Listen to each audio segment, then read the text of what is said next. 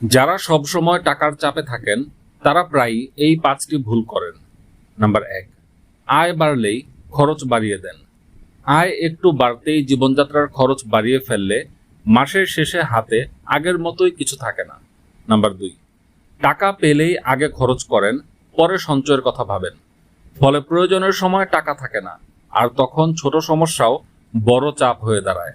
Number 3, জরুরি সময়ের জন্য আলাদা টাকা রাখেন না।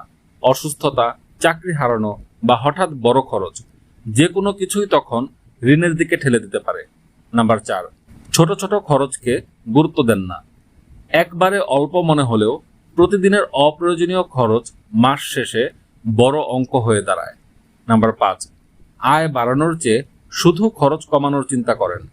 খরচ নিয়ন্ত্রণ করা জরুরি, কিন্তু দীর্ঘমেয়াদে নিজের দক্ষতা বাড়িয়ে আয় বৃদ্ধি করার পথ তৈরি করাও সমান গুরুত্বপূর্ণ। মনে রাখবেন, টাকার সমস্যা সবসময় কম আয়ের কারণে হয় না। অনেক সময় ভুল অভ্যাসও সমস্যাটাকে আরো বড় করে তোলে।